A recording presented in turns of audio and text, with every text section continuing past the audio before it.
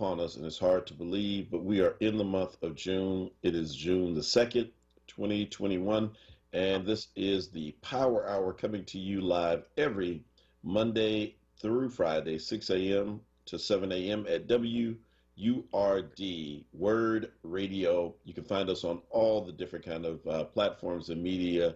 You can find us anywhere, even with the tin can and a string. Sitting across from me is none other than Bishop Dwayne David Royster. And sitting across from me is the Reverend Dr. Mark Kelly Tyler. Yep, and the glue that holds it all together is none other than Queen Kawesa. Good morning. What's up, Kawesa? How you doing today? I'm doing okay. Yeah. Happy Wednesday. Yeah, Wednesday. So, this occurred to me. You didn't have a Monday morning drive-in this week, so that was cool. No, I was quite happy. You got to sleep just a little bit longer. I wish, but what happens is my body really thought that it was like I had to be at work. And so I was up at 3:30 on Monday, and I was like, I don't have to be anywhere. So I tried to go back. I ended up going back to sleep eventually, but it wasn't until 7:30, 8 o'clock in the morning, and I only slept for a couple of hours. It was just it was bad, but I was happy to not, I was happy to be home, Yeah, I get it. Since we started doing the show, my body's finally adjusted. So even on the weekends, I wake up around 5:15 every day, starting to wake up. So it's pretty wild. Oh, welcome. Totally get it. Welcome. Anyway, how was your ride in today? How's the weather out there?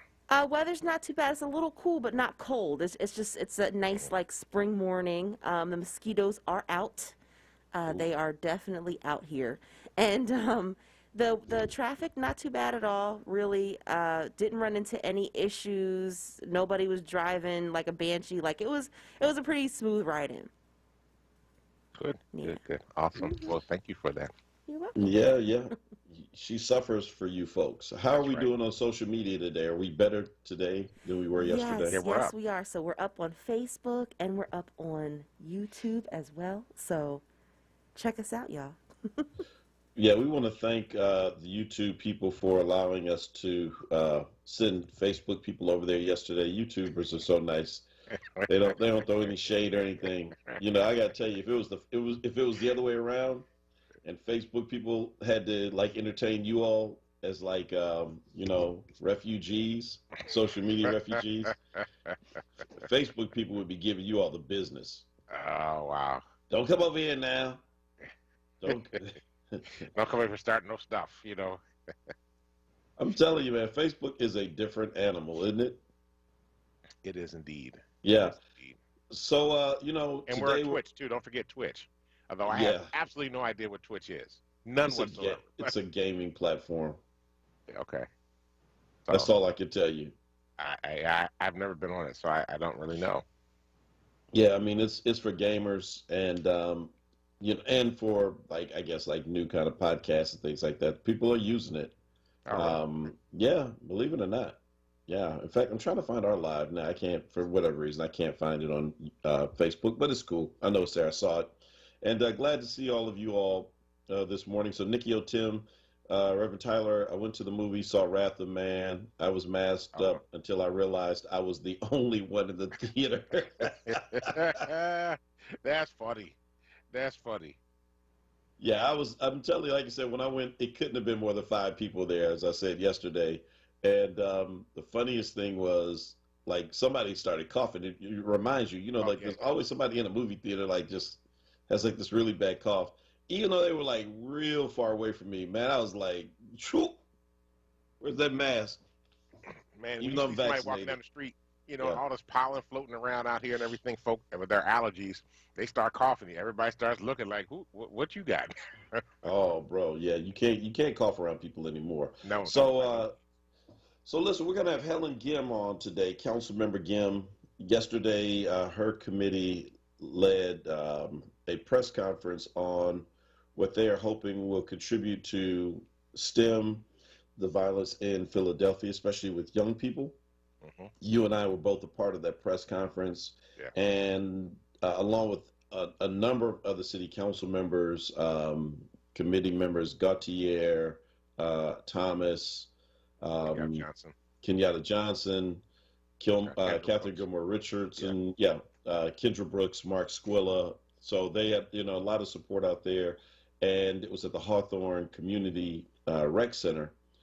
But we'll get into the details with her. But one of the things that she said, and I really want to ask her about today, is the statement that she kind of talked about the year 2006 and the year that Philadelphia really started to divest in public education and the rec centers and started cutting budgets and things of that nature, and pointed to and made the correlation between what we did to those 4 and 5 year olds then and the spike in violence that we're seeing with that cohort today.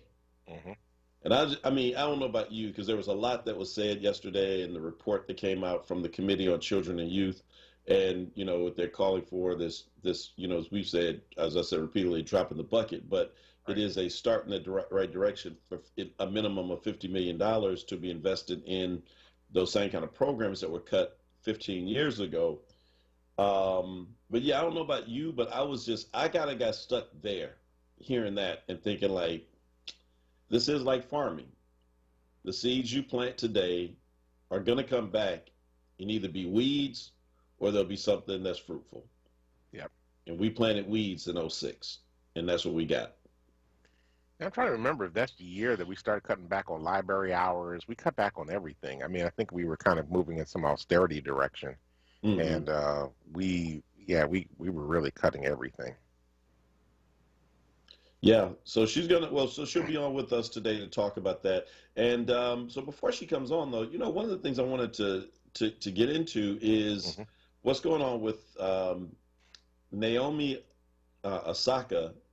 Oh yeah, right? Yeah, rising tennis star who, man, I mean, like, you're talking about like a 24-hour period of time where just like, so she announced that she's been suffering and battling depression.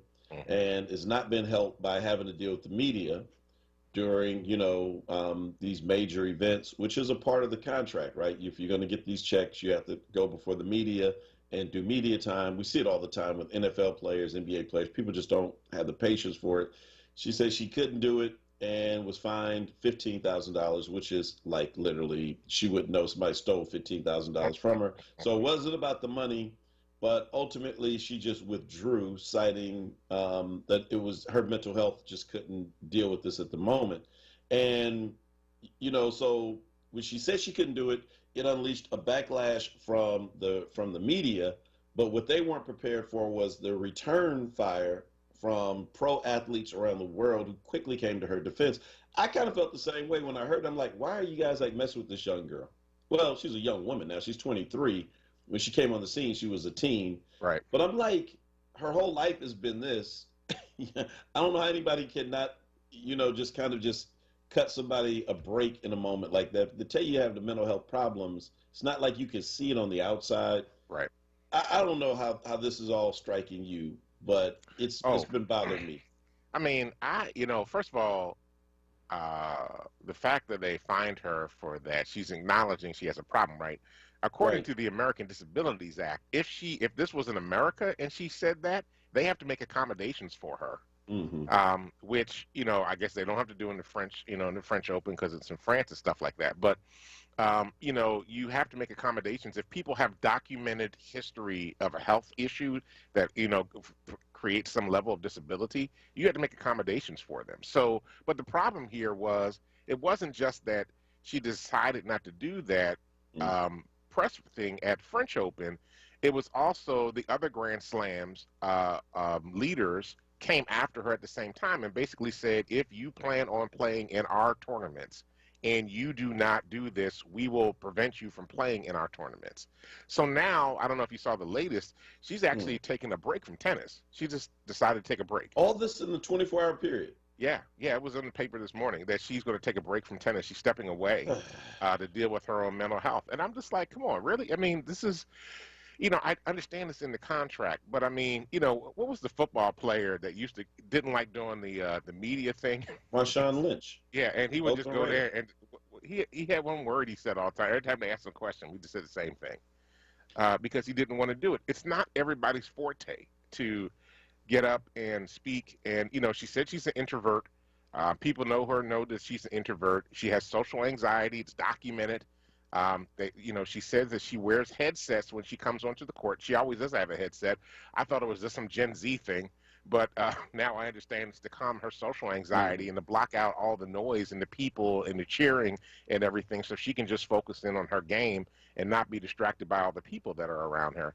So yeah, this is really it's very tragic. And what it does say is the folk that are facing mental health challenges, you don't count, and you're not important. And if you can't meet our standards, then so be it. And I think that that's just a wrong way to look at this whole thing. Yeah, it is. Well, there's this idea that, so we have this idea that in today's world, we're all entitled to know everything about you all the time, and that is, I mean, I personally have some issues like with the whole media day thing, because again, when somebody, the idea that somebody would be in my face when I'm getting ready to preach, for example, Hmm. right? It's like that ain't the time to talk to me, really. You know what I mean? I'm in a different zone. I'm in a different headspace. Don't come mess with me. Those 8 or 9 hours leading up to it, because I'm trying to stay focused, and I really don't feel like talking like afterward. You know what I mean? Right, You right. feel spent, and when you pour yourself into, if there's anybody out there who can relate to that there's something that you do that you pour yourself into, then you kind of get it, right? Hmm. Now there's certain people who just love media attention, and that's what they crave attention. They want cameras, they want microphones. That's their thing. So it's not like you're not going to have access to those kind of folk, right? There are plenty of people like that, and then there are going to people like you just said. I'm wondering, since you said introvert, because I've been thinking about this as well. um, so coming out of the pandemic, Hmm. I think introverts kind of flourished. We Hmm. talked about this. I saw this in church, where people who never speak in a worship service audibly, they're not the amen people, but on Right, social media and our worship service, they're all over the place, right. and they kind of found like their place. Do you think that may also have something to do, kind of like as people are quote unquote coming back into the world, Hmm. something to do with this? I mean, it could very well be the case, but I mean, it's also a level of anonymity. And if you are introvert, and I want to separate introvert and social anxiety. You can be introvert and not be socially anxious. You just Hmm. don't like being around people. You reclaim energy in solitude, not in community. Some people, extroverts, regain energy in community and find solitude very difficult. Hmm. But I think that there is this fact though that you can say amen, say whatever, and nobody's going to say anything. Look at you, crazy, like, oh my goodness, why are you blocking me? I can't see that stuff when you're jumping up and shouting. There's none of that happening in that space. It's also a way, at least online, to be able to participate in community, where in a congregation you're sitting there, and even if you're not doing anything, you're not saying amen, you're with people, and Hmm. people know that you're there. Hmm. And online, the only way you're actually seen as a part of community is actually when you say something and engage at some level, one way or the other. I mean, actually, a lot of people um, who are introverts actually have no problem texting. Right. They text all the time because it's not the same level of interaction that you have to have with people when you're talking with them on the phone, or actually when you're talking with them face to face. And so I live with an introvert, so I know. Well, She has no problem texting. So, but the dealing with the community, and my wife's an artist, and she's really very much in that art frame, but an introverted art frame, and she she would prefer to have less social interaction, and but she doesn't mind texting. So I think that that's part of it. The social media makes it easier for introverts. yeah, well, like I said again, so it has been a different world. We're coming out of it, and so as things get to moving again, stories like this are going to become more commonplace. And if we don't take mental health seriously, That's right. people get wound up like a rubber band and ultimately snap. And that's not what we want to see for Naomi Osaka or for anyone. And let's just kind of get over the whole "you need to be more mentally tough" thing. I know that's like that's what we were told growing up, Yeah, and so, absolutely. But look, I mean, it's like health, right? I mean, you can look at two people who look exactly the same on the outside, but if one, because of family history, is predisposed to, I don't know, high cholesterol or whatever, they can't eat what the other person can eat, or they have to Right. take some medication. It's like, well, just get over it, be tougher. Well, you know what? Your arteries don't know that. That's right. And so likewise, the mind is, it is different. We should know this by now. So look, I'm with Naomi on this one, and the French Open needs to get over themselves. And it's not like, here's the insult, because we're coming up on the remembrance of D-Day in World War II, where a country called America had to come and kind of bail out the French again. Because in World War One and World War II, they weren't very mentally tough. When the Germans rolled up, they were like, "We surrender." I mean, look at poor little Britain, man. They took a bombing, they reduced them to rubble. Say what you want to say about those tea drinkers, they never quit. But the French, man, they gave up all the baguettes, croissants, Eiffel Tower, all their little French chocolates, and now you got the nerve to lecture somebody about mental toughness.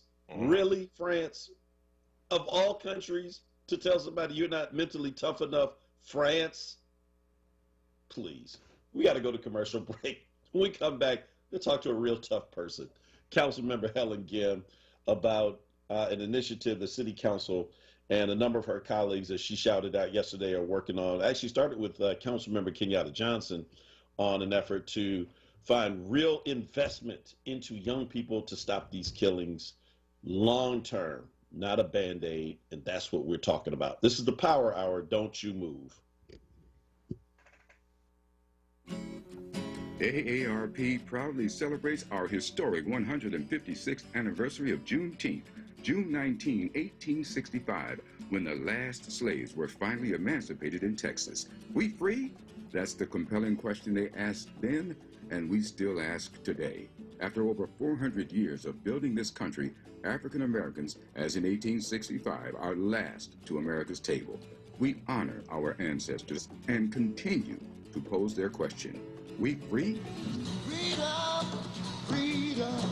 Black joy comes from the sound of our souls. It's the sound of our resilience, our strength, our swag, our love for one another, our spirit, our shine, our brilliance. Because no matter what challenges we face, Black joy is limitless and empowering. Visit aarp.org/Black community as we celebrate Juneteenth. Stage Door, focusing on arts and culture in and around Philadelphia. Hosted by Tiffany Bacon and co-moderated by Jeffrey Page of the Philadelphia Theater Company. Part of The Source, Fridays at noon, exclusively on WURD Radio, 96.1 FM and 900 AM WURD. Streaming live on wordradio.com, the WURD Radio app, or watch live on WURD TV via Facebook and YouTube. Sponsored by New Voices sponsor Comcast, NBC Universal, and Pico. You're listening to WURD Radio, 96.1 FM and 900 AM WURD, independent Black media. Welcome back to the Power Hour. This is Dwayne Royster along with Mark Kelly Tyler. We're here Monday through Fridays from 6 a.m. to 7 a.m. to bring you the latest in news, happenings around Philadelphia, and of course, our opinions. And we have plenty of those. As we like to say, this is opinion talk radio. We have an opinion on everything. There's not much we don't have an opinion on. One thing, Black preachers are not short of is an opinion. Is an opinion. We And they know might have two or three at the same time. So. we know everything, in case you didn't know. Hey, while we're waiting on Councilmember Gim, let's see, Robert Garland, read a few of your comments. Says, just like the NBA stuff, abusing Black athletes is a sport. And, let me just say something about that real quick. So, I don't know if folk remember, but Naomi Osaka had a lot of media pressure put on her. One, because everybody was expecting her to be the next Serena. Two, she's a biracial child, right? So I think she's half Japanese, half Black. There's a lot of pressure in coming with that. I can only imagine what her experience is coming from, being a biracial child, growing up in those two very different communities. And then, Tennis World gave her a lot of grief. I don't know if you remember some of the early interviews when she first started playing tennis, but I mean, there were some really tough interviews for a 14, 15-year-old girl to have to sit through. And so I feel like now at this particular moment when, she's the number 2 player in the world and she's actually standing there and saying, look, I can't do this right now like this, Yeah. that folk would have been like, wow, we really did give her a lot of grief. And really give her a hard time in a sport that's mostly for white folks. Yeah, yeah. Well, Judge McCabe says, I applaud her for exercising self-care. Her mental health is more important than the coins. I hope she seeks treatment. Nick Talaferro wants us to know that he's just here today so he won't get fined. We need to play the shark music for this one. Actually, I saw you yesterday too, Nick, but I mean, it was a totally different tenor to the conversation yesterday, so we didn't play the shark music. Yeah, Craig is sending her a big Philly hug. And yeah, so I mean, it just seems like, I think overwhelmingly folk are really with her. And the French Open, this is such a bad look for them. I mean, this could not have been worse for them, honestly, because it turned on a dime for them and did not turn out the way that they had somewhat expected this to do. And we are on Twitch. There are 3 of us on there. There are 3 of us on Twitch. Well, okay. 2 people and You myself. got Twitch accounts. Okay. Let me just say this. Lola Khan on YouTube said the media is very biased to black sports players. Osaka suffered a lot from fans and media in 2018 when she beat Serena, booing, etc. Yep, she had a hard way to go. I'm not even going to deny that she really had a hard way to go, and I think that's just painful. It's painful that she had to go through all that. Yeah, it is, and so again, so it puts the spotlight on a very important issue. We just came out of Mental Health Month. Mental Health Awareness Month was May. And to come off the heels of that into this is, again, a real painful reminder that we have to take these things seriously. And let me just say, we see a lot of these like office shootings and things of that nature and people just snapping. You have to wonder how much of this is, related to people who are undiagnosed properly, who've been carrying stuff. And, folk, I'm not saying this is about every single case, but like a lot of these cases seem to be kind of a similar thing where, folk pushed them a lot, right? And did not understand that you were dealing with somebody who just was in a different headspace than you. And again, just because we all look alike doesn't mean that we're all alike on the inside, not physically, not mentally, not spiritually. And so everybody has to be taken as an individual. Also, oh, man. You're looking at Nick's comment. No, I was looking at Robert's. I'm not even going to read it. Okay. About a particular entertainer. I'm going to leave that right there, man. See? Because that just undercut everything I just said. No, I'm not going to touch that. But, so I saw this story while we're waiting on Councilmember Gim. I saw this story, and at first it was a little amusing, and then it bothered me. So did you see the video of the woman going up against the bear yesterday in California? No, I didn't see that one. No. She actually is a teenager. Everybody initially thought she was like an older woman because you couldn't see her face. So a bear cub, first of all, gets on kind of they had like a retainer wall in the backyard. And a bear cub is up there, so her 4 dogs run up and start engaging with the bear, like barking at it, the cub. This draws the attention of the mama bear, which is huge, who comes and stands on top of the little cub. I'm telling you, it's like a little retainer wall. It's got incredible balance though, and so the big bear pushes the cub out of the way and then stays there and is like swiping at the 4 dogs. That's 4 dogs. When out of the blue, this is all caught on Ring video, I think. This teenager comes flying, man. She runs and pushes a full-size grown bear off the retainer wall. These are brown bears, too. These are grizzlies. Oh, wow. To save her dogs. Oh, wow. Nick said he barely saw it. Oh, my God. Go back to sleep. Go back to sleep. Wait, go Go back and hibernate until your show at 4. I barely saw it. That's worse than a dad joke. So wait, I just saw it. I just watched it. It wasn't a very long video, but wow. so wait, but here's, I mean, I'm going to tell you this. This is, I'm trying to make a serious point out of this funny video. Mm-hmm.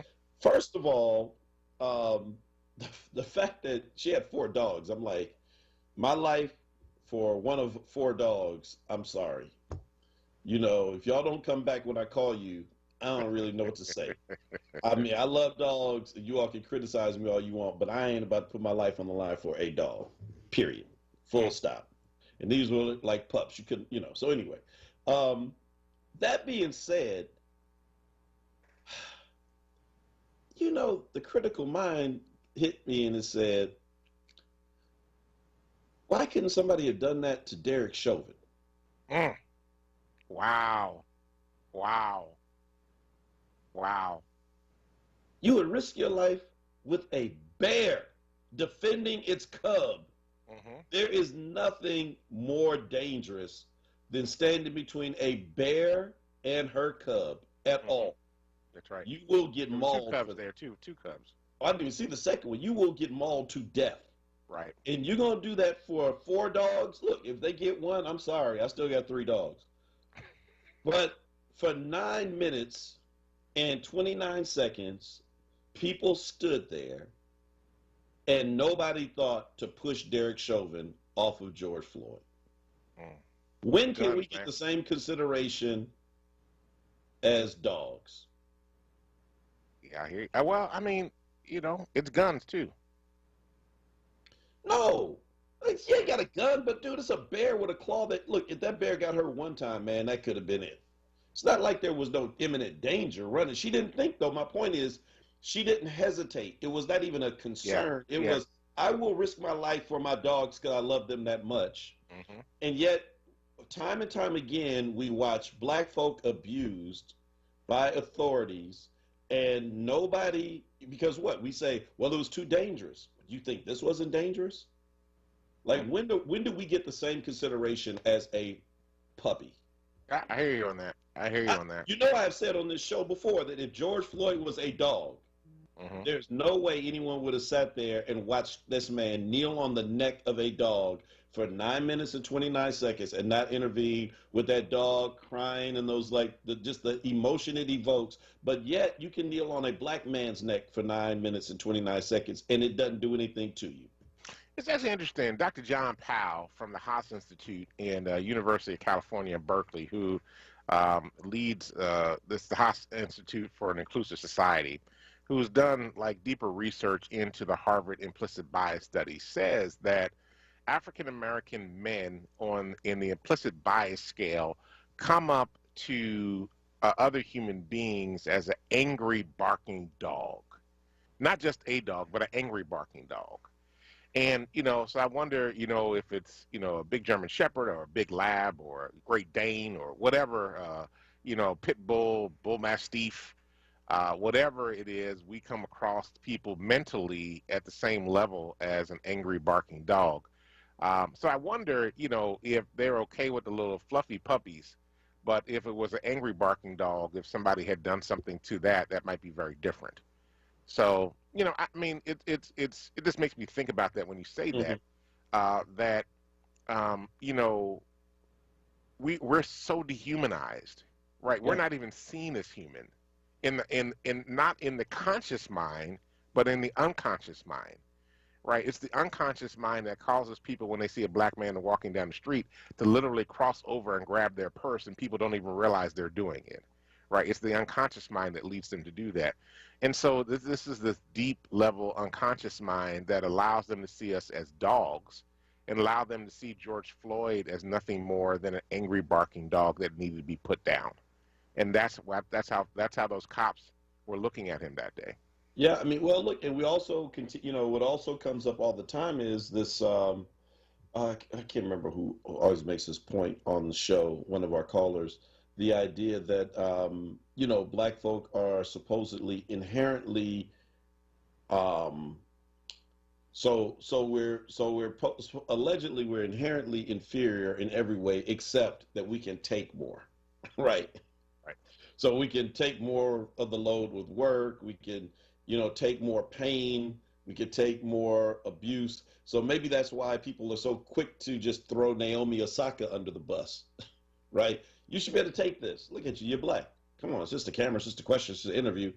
Like, what do you mean you're not mentally ready for this moment, right? I mean, just this, you're supposed to be able to take more versus, if this were one of her white counterparts who was expressing the same kind of frustration and mental health, if I don't know, tennis players by name these days, but let's just say, I don't know, somebody put Sharapova out there. If it were her coming out saying right now mentally she's just not up for it, I'm depressed, would they have fined her and basically run her out of the French Open? I don't know. But I mean, history seems to suggest probably not. And I mean, I guess the other piece of it is too, right? Especially for players all across the various sports. Like the last couple of years have just been terrible. It's just been hell for them, right? With Right. the unlimited amount, and I say unlimited because it really is, it's unlimited amount of Black death that has just Mhm. been around them, whether it's COVID or whether it's the extrajudicial killing of Black folk by police, the Yeah. wanton lynch mobs that have been coming after Black folk around the country. I mean, one of the things one of the listeners pointed out was that Naomi used to come out in the tennis court wearing face masks with the names of those that have been killed by the police in America. Hmm. And I mean, I think that we also need to take in consideration all that collective trauma that Black folk are just building up inside of them at the same time that has not really had good outlets. Now, I'm sure she's got counselors and she's getting support and things of that nature. But I don't think folk understand how difficult it is to be Black in this world right now. Just Hmm. how complicated, how painful it is to be Black in this world. To have folk that are fighting for you, but to have more folk that are actually fighting against you and basically telling you you're not worth anything. We can't even begin to understand the impact that is having not only on our generations, but the generations that are coming after us, right, who did not grow up. I mean, Hmm. you and I mean, we're Gen Xers, right? So we didn't even grow up in the same situation that our parents grew up in. And they've had to develop mental tools to be able to work through that. But you have the Gen Zers, the millennials that are coming along after us who do not have those tools to be able to deal with this kind of hate and pain being directed at them on a daily basis. Yeah. Yeah. No, you're right. And so, yeah, so we're, I tell you, man, this is, oh, thanks for that. We just got a good article on Osaka we'll have to take a look at during the break. But yeah, it's so, as you said, it's not like the players themselves were in some kind of vacuum where they were, free of George Floyd, free of Breonna Taylor, free of everything else that, like you said, all of us went through. And so, of course, they're carrying that as well. And, but yet, nobody expects them to, I don't know, somehow we just expect them to be like superhuman, Hmm. right? I mean, look, I've seen funeral directors break down over the last year Oh, during yeah. COVID. I Hmm. mean, it got to funeral directors. I mean, just this Right. last year, funeral directors don't cry about anything, right? And so, but it's been that kind of year where it's gotten to everybody, and so in an era where we should all be cutting each other slack as we kind of get back to quote unquote normal, it just seems to be that some folk are I don't know, just being like really insensitive in this moment. And I don't use that word lightly. And so we expect more from associations like the French Open that, let's be honest, y'all have made so much money off of Black women over the last 20 Oh, years. check that out. Yeah. I mean, most folk are watching you because of four Black women. So Venus, Serena, Naomi, and I forget the other young woman's name, who's kind of in between Right. Serena. Was it Stephanie or something from America, who they Hmm. thought would be kind of the next one? Right. But I mean, like, is there really any other reason to watch women's tennis these days but Black women? Yep. Can one of them get a day off? Mm. Can one of them get a mental health break? It's hard Yeah. carrying y'all. Look, It's heavy. Look, that's real, man. It's real. And I mean, we have to take this stuff seriously. I mean, even power, we're going to shut down for a couple of weeks in the summer when things slow down a little bit, just to get, I mean, our team has been going hard for the last 18 months. They're exhausted mentally. They've Right. lost family, friends, you know, family members, friends. Some of them, the staff themselves, have gotten sick during this time frame. It's like, hey, we just need a minute to kind of get ourselves together here and mourn and grieve, and then we can get back to the plow. I mean, I think the days of like, just tough it out, keep going are over, right? That's what's killing black folk. We die early because of all Yeah. this stuff. All right. Well, look, I'm not sure what happened with Councilmember Gim. We can, if we don't get her in the next segment, we can get her on tomorrow. It's not like this story is going anywhere, but we got to take a break. And boy, can we trust y'all with this telephone? It's going so well right now. Do we dare do this? Let's take a chance. All right, Maurice, you're up when we come back on the other side of this break. You say you're on topic. Stay on topic. All right, I'm gonna get the Sandman on you. All right, now Mars, now I'm set up. The first 30 seconds devoted to like ripping into me for that comment. We'll be right back on the other side of the break. This is the Power Hour. Don't you move. Between family dinners, bedtime stories, and study sessions, Pico knows that life never stops moving. So if you need help paying your energy bills, there are financial programs available, like the Customer Assistance Program, or CAP, that offers a monthly credit that can lower your gas and electricity payments. Learn how Pico can help keep your life moving with CAP. See if you qualify at pico.com/CAP. Clark Roofing Company has over 30 years of quality roofing experience, providing exceptional customer service, honesty, and professionalism. Clark Roofing is a second-generation master roofer, installing top-quality roofing systems for commercial and residential properties across the tri-state area. For fast, dependable service, call 215-365-ROOF. That's 215-365-7663. You're never completely ready to adopt a teen. For late nights writing English papers. For your teen's music taste. For dinners, where they talk more on their phone than with you. For the first time, they call you mom. You're never completely ready to adopt a teen, and you can't imagine the reward. To learn more about adopting a teen, visit adoptuskids.org. Brought to you by the U.S. Department of Health and Human Services, Adopt U.S. Kids, and the Ad Council. Now, a traffic update on WURD Radio. Good morning. This report sponsored by Panera. Looking at the Schuylkill Expressway, westbound Broad to Passing, a little slow through construction. Further west, no other major problems. Eastbound looks pretty good so far this morning. The Boulevard Route 1 southbound delays Broad to Fox getting busy.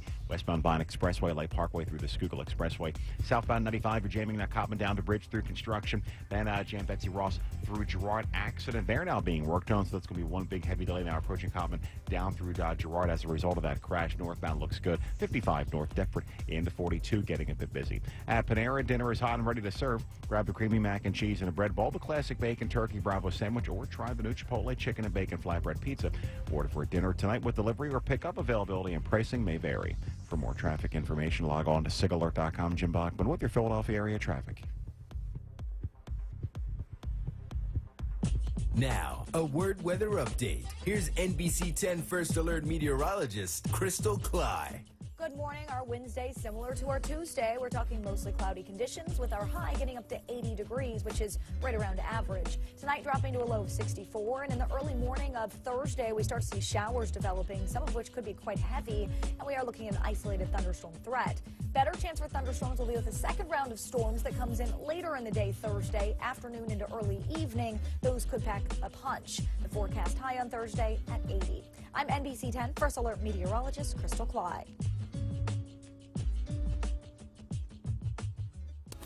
You're listening to WURD Radio, 96.1 FM and 900 AM WURD, independent black media. Welcome back to the Power Hour. This is Dwayne Royster along with Mark Kelly Tyler. All right, folks, here we go. We're taking a chance. Don't let us down, Maurice. Don't let us down. We can't. Look, I'm your colleagues. Yeah, let's just go. Come on, Maurice. You got the phone line. I never did y'all dirty like that. Yes, you have. What are you talking about? We're going to pull the tape. I stay on topic. All right, let's go. What I'm saying is, listen, I want to tell you what the problem is. The problem is, as black people, we don't know the law, and we don't want to know the law. The problem is, when that situation happened with George Floyd, we don't work as a unit. White people wouldn't let that happen. They would have walked up. They wouldn't have had flaring hands or nothing. They would have just moved in one motion towards the cops until they got up off them. But we stand back and take pictures and talk about what we're going to do, but don't do anything. See, we don't know that if a cop is a situation going on and you see that the cops look like they're getting out of hand, that we can call for a supervisor. We don't know that. We don't know the laws of engagement, but we don't want to learn the laws of engagement. That's what I'm saying. And another thing, we don't love each other enough, or we wouldn't have the situation we have here in Philadelphia, because if anybody, most people that live outside of Philadelphia think that it's a bunch of white people that run Philadelphia government. If they knew it was all black people, they'd be like, oh, no, that is not possible. There's no way black people doing black people dirty like that. And you know that, like I know that. And that's all I'm saying. Thank you, Maurice. Understand what I'm saying? Yeah, good call. Good call. Thank you. Well, let me just say this. I'll add this, though.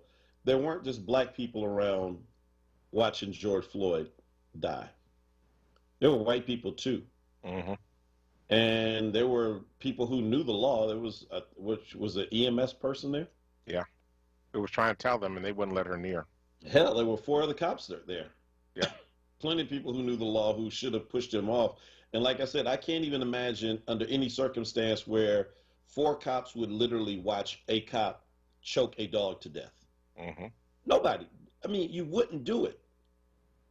You know, it's just, you know, the dog would have drawn empathy from people. They were like, just, what are you doing, Derek? What's wrong with you, man? You lost your mind? Gonna kill a dog? The dog is helpless. Well, George Floyd has his hands cuffed. He's laying there, talking about I can't breathe, calling out for mama. And it did not bring the empathy out of people. That's right. Maybe the people thought George is tough enough to take it. Like the French Open thinks Naomi is tough enough to take it.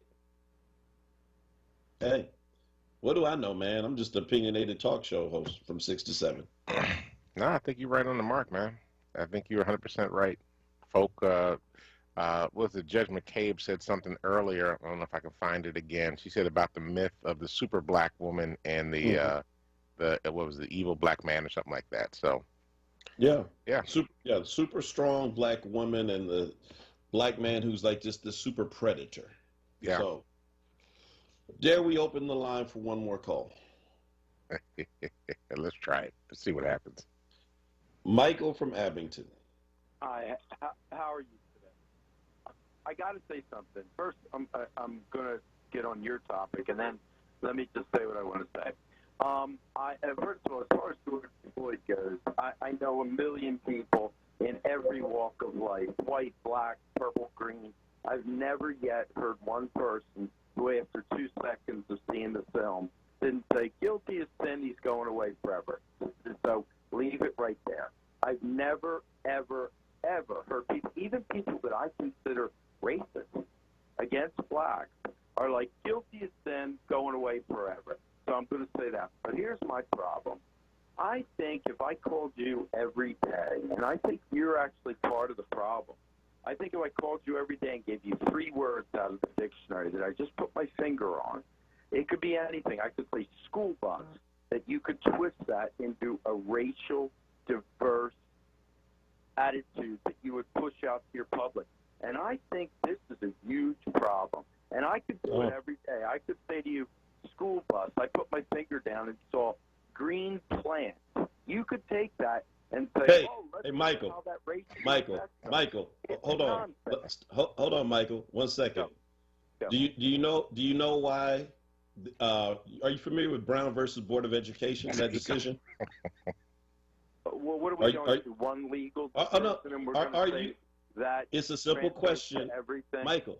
It's a question. Are you familiar with the case? Not in a strictly legal sense where I'd have to study it. Generally, no, I'm not saying you're legal. Just, do you know what I'm talking about when I say Brown versus Board of Education? I've read about it in the past, so what's the point?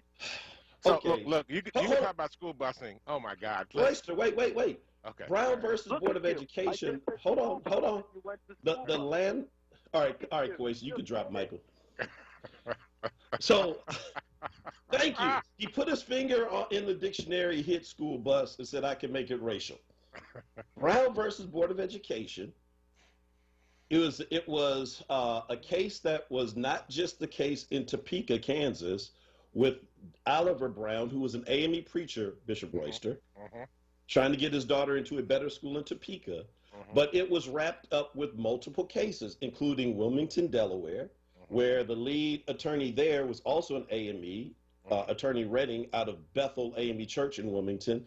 But it all started with a school bus in South Carolina, where the Reverend Joseph Delane, an AME preacher, was trying to help the community in South Carolina, who said it ain't right that we all pay taxes in this little town and there's one school bus and it only picks up white students, and the black students had to walk to the lake, take a boat over the lake, and then walk the rest of the way to school, as the white kids on the tax-paid school bus that the black families paid for rode by them waving and calling them the N-word. Brown versus Board of Education started with a school bus. Now, Michael, go in the dictionary, pull another word out. You're right. That virtual high five all the way from over here. Give me another word. Who are you playing with, man? Why? Huh? Oh, geez. Who are you talking to? I mean, look, Michael from Abington and all other white folk from places that don't want to acknowledge this stuff exists. First of all, not every white person believed that Derek Chauvin was guilty. I don't know what races you talk to, but I follow them, and a lot of them said no. If Derek, in fact, in the church in Wayne, Pennsylvania, they put on there, "Stop resisting arrest." Come on, man. Absolutely. What you got for Michael? First of all, I mean, can we talk about the fights over desegregation busing that occurred back in the late 60s and early 70s across this country, and about the fact that, I mean, school busing was an issue in the presidential debate, right? When Joe Biden, who was then the candidate for one of the candidates, was debating Kamala Harris and was talking about the fact that he had been against the desegregation busing of students from different schools across the state of Delaware. So when you bring up school busing, I'm like, there's a whole lot of issues that we could talk about in terms of school busing that have to do with race and racism and the battles in this country about desegregation of public schools and not wanting to bus black kids to white schools, and white kids not wanting to get bused to white parents don't want their white kids to get bused to black schools. There was a whole, I mean, this was a countrywide problem. This was not just a local issue. Like, the whole country was involved in this for decades. This fight went on for decades. And it starts with schools themselves. Absolutely. Right? Absolutely. What has been Power's biggest fight statewide? Education funding, and getting equity in education funding, because the state of Pennsylvania owes us like another $400 million a year for education of the children of the city of Philadelphia. So, I mean, this is like, oh my God. So, I mean, look. If you're going to come for us, right? And I mean, I get it. We're public figures, right? We're on the radio. If you're going to come for us, you better do your research before you come.